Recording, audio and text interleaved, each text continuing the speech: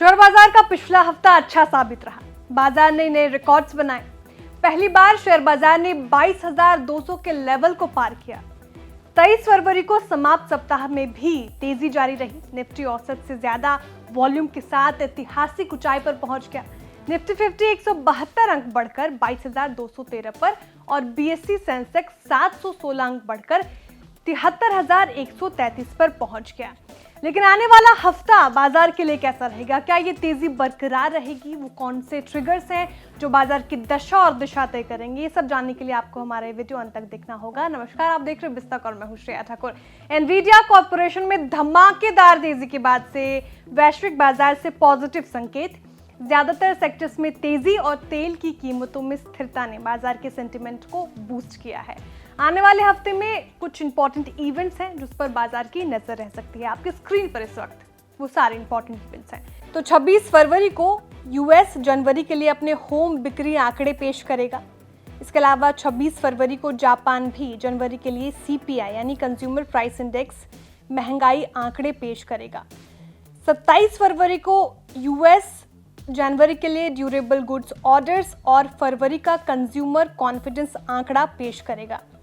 28 फरवरी को US quarter 4 GDP का दूसरा अनुमान, क्वार्टर 4 कंज्यूमर स्पेंडिंग के आंकड़े और यूरोप फरवरी के लिए कंज्यूमर कॉन्फिडेंस आंकड़ा पेश करेगा। 29 फरवरी भी इंपॉर्टेंट दिन है। इस दिन भारत क्वार्टर 3 और सालाना जीडीपी आंकड़े पेश करेगा। इसके अलावा 29 फरवरी को जनवरी के लिए इंफ्रास्ट्रक्चर आउटपुट के आंकड़े भी आएंगे। 29 फरवरी को फरवरी सीरीज की वायदा एक्सपायरी भी है जिस पे बाजार की चाल डिपेंड करेगी। इसके अलावा 29 फरवरी को चीन फरवरी के लिए मैन्युफैक्चरिंग और सर्विसेज पीएमआई आंकड़े भी पेश करेगा। 1 मार्च को भारत फरवरी मैन्युफैक्चरिंग पीएमआई आंकड़े पेश करेगा और इसके अलावा 1 मार्च को यूएस भी फरवरी के लिए मैन्युफैक्चरिंग पीएमआई आंकड़े पेश करेगा और 1 मार्च को यूरोप भी फरवरी के लिए सीपीआई महंगाई आंकड़े पेश करेगा और सारी इवेंट पर बाजार की नजर रहेगी। जैसे पहले बताया कि 29 फरवरी को दिसंबर 2023 तिमाही के जीडीपी आंकड़े आएंगे, तो ज्यादातर इकोनॉमिस्ट को उम्मीद है कि आंकड़े पिछली तिमाही में दर्ज की गई 7.6% की ग्रोथ से कम रहेंगे, लेकिन एक साल पहले इसी अवधि में दर्ज की गई 4.5% की ग्रोथ से कहीं ज्यादा रहने की उम्मीद है। अब इस सवाल पर आते हैं कि बाजार के लिए क्या पॉजिटिव रह सकता है। सबसे पहले तो एनवीडिया के अच्छे नतीजों से ग्लोबल सेंटिमेंट्स में सुधार आया है। इसके अलावा भारतीय शेयरों को लेकर एफआईआई यानी फॉरेन इंस्टीट्यूशनल इन्वेस्टर्स का रुख भी देखने लायक एक फैक्टर होगा। अमेरिकी बॉन्ड की हाई यील्ड को देखते हुए एफआईआईज ने पिछले सप्ताह भारतीय शेयरों में से 1,939 करोड़ रुपए निकाले। हालांकि ये आउटफ्लो इससे पहले के सप्ताह की तुलना में अगर देखें तो बहुत कम है।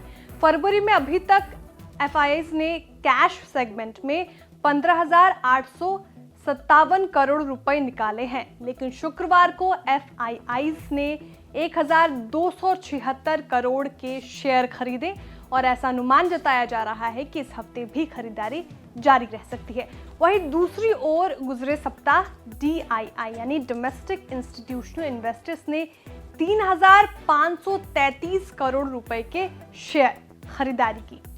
फरवरी के लिए उनकी ओर से कुल निवेश 21,000 करोड़ रुपए के करीब पहुंच गया है। अब आते हैं तेल की खेल पर। बीते हफ्ते कच्चे तेल के भाव में नरमी आई है। ब्रेंट क्रूड के दाम 1.45% गिरे हैं। सप्ताह के दौरान ब्रेंट क्रूड वायदा 3.2% की गिरावट के साथ $80.8 प्रति बैरल पर बंद हुआ। अब आईपीओ की भी बात कर लेते हैं। तो नए सप्ताह में 3,300 करोड़ रुपए से ज्यादा के 6 आईपीओ आएंगे। इनमें मेन बोर्ड सेगमेंट में प्लैटिनम इंडस्ट्रीज और एक्सीकॉम टेली सिस्टम्स के आईपीओ 27 फरवरी को खुलेंगे और 29 फरवरी को क्लोज हो जाएंगे। Bharat highways infrastructure investment trust IPO 28 फरवरी को खुलेगा और 1 मार्च तक बंद हो जाएगा। जीपीटी हेल्थ केयर अपना पहले से खुला आईपीओ 26 फरवरी को बंद करेगी। अब एसएमई सेगमेंट की बात करें तो एसएमई सेगमेंट में ओएस मेटल और मिनरल प्रोसेसिंग आईपीओ 26 फरवरी को, पूर्व फ्लेक्सी पैक आईपीओ 27 फरवरी और एमवीके एग्रो फूड प्रोडक्ट का आईपीओ 29 फरवरी को खुलेगा। पहले से खुला साधव शिपिंग का इशू 27 फरवरी को क्लोज होगा। लिस्टिंग की बात करें तो मेन बोर्ड सेगमेंट में जुनिपर होटल्स और जीपीटी हेल्थ केयर के शेयर 28 और 29 फरवरी को लिस्ट होंगे। एसएमई सेगमेंट में Zenith Drugs, Deem Roll Tech की लिस्टिंग 27 फरवरी को और साधव शिपिंग की 1 मार्च को होगी। आप जाते जाते निफ्टी और बैंक निफ्टी के अहम लेवल पर भी बात कर लेते तो निफ्टी के सपोर्ट लेवल 22,100 से लेके 22,150 के बीच रह सकते हैं। निफ्टी के रेजिस्टेंस लेवल 22,350 से लेके 22,300 तक रह सकते हैं। बैंक निफ्टी के सपोर्ट लेवल 46,500 से लेकर 46,600 तक रह सकते हैं और बैंक निफ्टी के रेजिस्टेंस लेवल 47,250 से लेकर 47,150 तक रह सकते हैं। तो हमने वो तमाम फैक्टर्स आपको बता दिए जिस पर बाजार की दिशा और दशा तय करती है। ये वीडियो हमने आपकी जानकारी के लिए तैयार की है। भारतीय बाजार में कोई भी निवेश से पहले अपने सेबी रजिस्टर्ड फाइनेंशियल एडवाइजर की सलाह लेना न भूलें। बिस्तक आपके लिए लाया है प्रीमियम मेंबरशिप प्रोग्राम, जहां आपको मिलेंगे कई सारे फायदे, जिनमें मार्केट न्यूज़लेटर, लाइव चैट पर आपके सवालों के सबसे पहले जवाब, मार्केट आउटलुक, वीकेंड पर मार्केट स्कैन, एंकर्स के साथ चैट और भी बहुत कुछ। इस प्रीमियम सब्सक्रिप्शन में 3 तरह के प्लान्स हैं, सिल्वर, गोल्ड और प्लैटिनम, जिनकी शुरुआत मात्र 159 रुपए महीने से होती है। इससे जुड़ना भी बेहद आसान है। बिस्तक के YouTube चैनल पर जाएं, ज्वाइन बटन पर क्लिक करें और अपना प्लान सिलेक्ट करें। बस बन गए आप हमारे प्रीमियम मेंबर।